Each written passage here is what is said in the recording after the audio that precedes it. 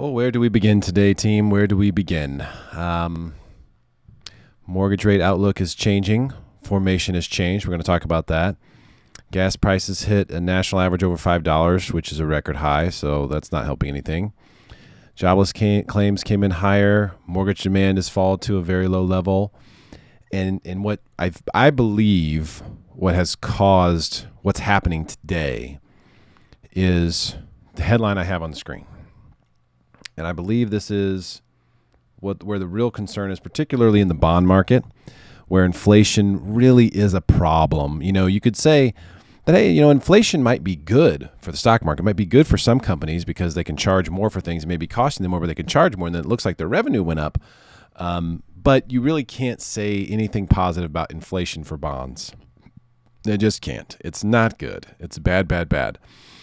And so it appears, we'll look at the chart here in just a second, but it appears that there is some continuing concerns about inflation. Remember, rates aren't going to drop. We're not going to see rates plummet. We're not going to see a refi boom again until we get on the other side of this inflation hill.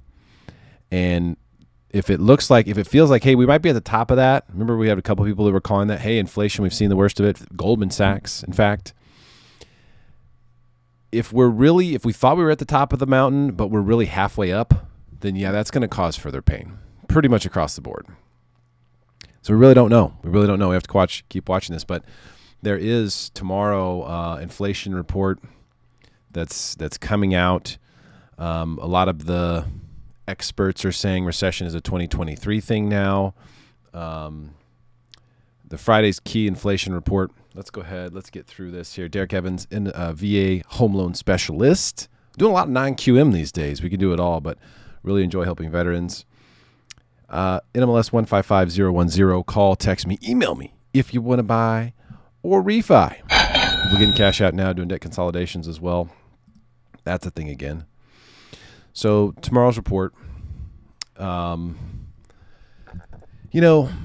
these inflation reports, this is, by the way, going to be the May Consumer Price Index, CPI, big one. Economists surveyed by the Dow Jones are expecting 8.3% and 5.9% for the core. So 8.3% for the main, 5.9% for the core, which excludes food and energy prices, which we know are way up. But this does set the stage for how is this getting much worse? Is it getting much better? Is it still just a big problem? And based on the market action today, it sure does look like the market believes that it's going to be a bad number tomorrow. Dow was down 638 points, S&P down 100, NASDAQ down 332 points. And then mortgage bonds. Here's the really bad news. So our reverse head and shoulders pattern is now officially broken. We do not have this. The rally in rates that was possible, that seemed to be setting up so beautifully, was broken. And we knew on Monday when we got this candle right here, this guy, that it might not work anymore because we really needed this to be the other shoulder here. That's what we really needed for that pattern to just be perfect and go sky high with momentum. We needed that. We didn't get that. And now we have a further breakdown. So now this is looking like more of, just a slowly cascading, you see this? Downtrend, which finally found a leg up, but is now headed back down. And that's just kind of typical, for bearish scenarios, which is what we are. When you have a hyperinflation scenario or a stagflation scenario, that is the worst case possible for bonds, aka mortgage rates. So we are just going to have to continue to, pray. Yeah! I don't know what else to do, to be honest with you. Say your prayers. Because this is an ugly looking candle. And by the way, if we lose support here, that the headline, if that loses, it's literally blue ocean beneath that. I have no support levels. I don't even know what to do. And so rates could spike here soon, which is unfortunate. I really thought we were going to get to see the opposite of that.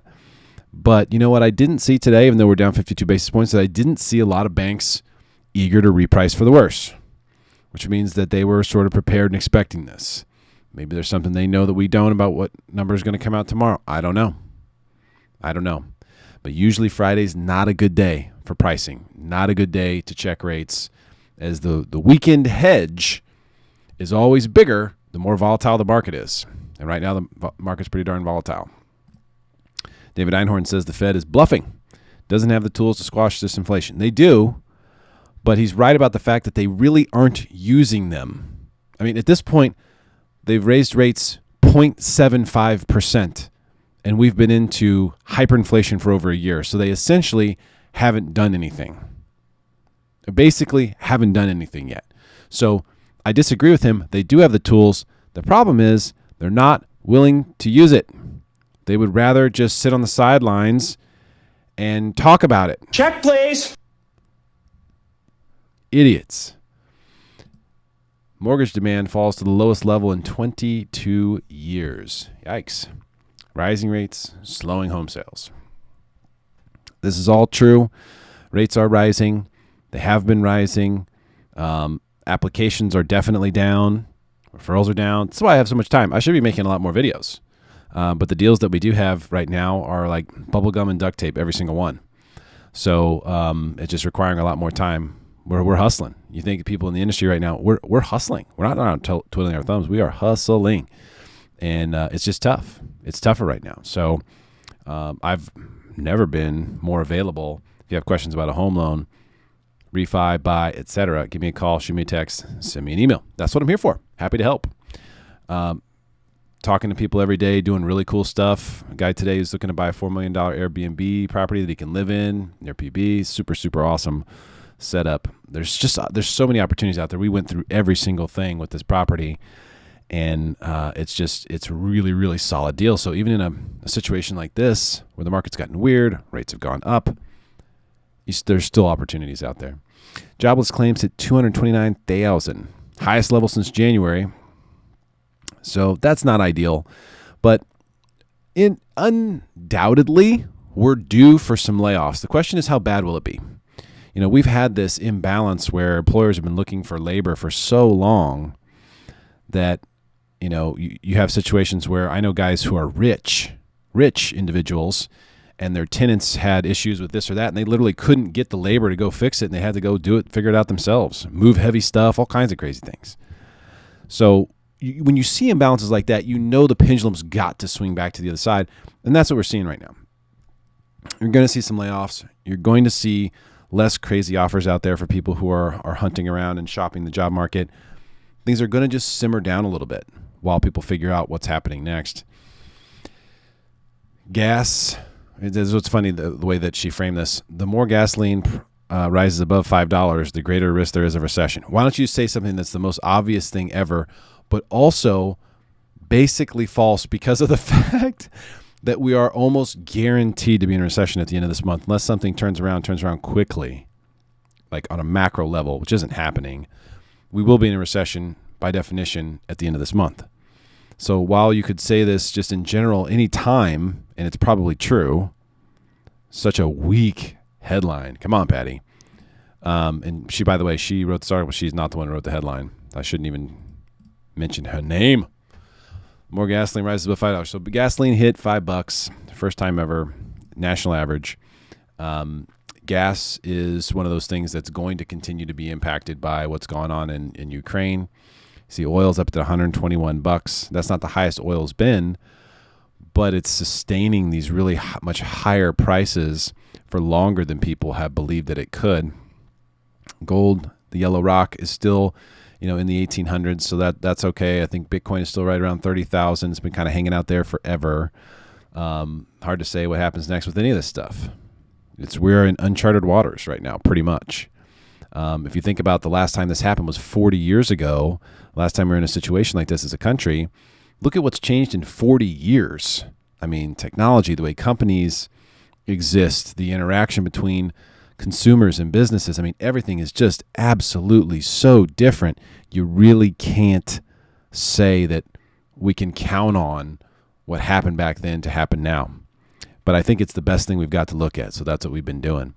There isn't any great news on this chart. I don't have good news. We have more inventory hitting the market each week, and more and more each day that goes by, it's more and more towards a buyer's market. More and more towards, still not a buyer's market yet, but more and more in that direction. So the best way to play this, if you're a buyer, is, and it's always good to be patient when you're a buyer, except for when you need to buy in a mania market. If you need to buy and the market's manic, then, you know, it is what it is. But the best thing you can do as a buyer right now is continue to have eyeballs on the market. Continue to look, get a feel for it. You want to be able to feel like you have the heartbeat of the market. You want to feel like you completely understand that, and you can feel it, and you can you know what's happening. You know what the value is in a certain area. If you're looking for a certain price point in a certain area, but it's not there yet, maybe keep your eyes on it. Don't lie to yourself. Don't think that there's some huge crash coming and prices are going to get murdered anytime soon. Don't think that.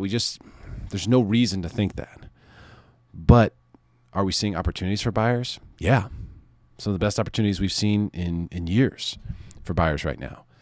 Just to make offers, just to have a seller entertain it, even if it's not above list price, to have requests for repairs being granted, to have appraisals coming in low, and the seller having to cave in and not the buyer provide the extra cash. Those are all things that buyers have been begging for years, and now they're here. Well, this is what it looks like when buyers start to take advantage in the market. This is what it looks and what it feels like. So for everyone who thought that they could wait until, when real estate really gets hit, that's when I'll come in and buy. This is the reason why most people can't do it, because it's when people don't want to buy that the best time to buy is presented. And that is kind of what we're starting to see right now. You're seeing people who are active, who are writing offers, who are attempting to monitor the market, who are getting payment quotes and seeing how things look. They are definitely getting more opportunities now than they have in the last several years. So tomorrow is a huge day. Basically, every single one of these inflation data points that's going to be coming out from now until we're on the other side of this thing it's huge. They're huge, huge days. The market is sort of making us think that tomorrow is not going to be great, but beware a head fake. So a lot of times, like for example, if we look at that Bitcoin chart, I'll get myself out of here. You see it's been sideways down in this range here for so long. And what do you expect? Well, if it's going to bounce out of there, if you want it to go up, then you actually want to see it take out the lows first. So a lot of times the first move is not the big move. The first move is the clear out. So it would come here and break this and take out the lows and then go higher. And you kind of expect the same thing with bonds, and you expect the same thing with stocks. So maybe today is the fake out. Maybe the inflation print tomorrow is going to be surprised to the upside, and this market is going to jettison higher. That's possible. Let's not forget that that's possible. That could happen. I don't think that's what's going to happen, but it could. And if it did, that would make tomorrow a really good lock day. I will say that the lock and shop options that are out there have definitely diminished. Banks don't seem to want to be taking on that risk. Remember, when you lock a loan with a bank, they are taking a hedge against that. They're essentially making a bet that your loan is going to close. And so these lock and shops have added fees in there, and they're still around, but it's not quite as easy to lock a rate for 180 days with no obligation, no commitment, no cost anymore. That's just started to change. So as these things continue to evolve, I'll be here. You know how to reach me. Shoot me a call, text me, email. I want to keep you informed about what's going on. Let's maintain our calm. Don't buy into the media madness, negativity narrative. Let's just remain totally cerebral about this, evaluate the information as it comes in, and look for opportunities. I keep seeing people find opportunities and execute on them here in this market. And all they're doing is just keeping eyeballs on it. So have your eyeballs on this market. If you're a buyer, don't just give up and exit. Watch the market, learn, watch how it evolves, see what's taking place. If you do that, you'll have the best approach. Like, for example, you want to live in Claremont, but you want to pay X dollars. Keep watching the lowest priced detached homes in Claremont. Keep watching it. Keep watching it. What is it? What is it? What is it? What does it sell for? And you can find that out if you go, like if you're on Redfin and you heart a property. So you have to sign in, but you heart a property or you like it. They'll email you whenever it goes into contract. They'll email you whenever there's a price reduction. So they'll email you for major situations associated with that property if you heart it. So go in when you see those and you're researching, heart those properties, and then see when the results. They'll email you the results when they come in so you can see, oh, did it sell above? Did it sell below list? Where are things coming in at? That's what I mean by keep an eye on the market. Look at stuff online. Watch things transact, homes that you like. Hey, I'm not ready to buy yet, but I want to see what happens with that one. I want to see if I'm right. Was this a good deal? Every buyer wants a good deal. Determining what is a good deal is difficult, but the best way to do that is to know the market. Okay, guys, I'll be here if you need me. Have a great night, and I'll see you soon. Take care.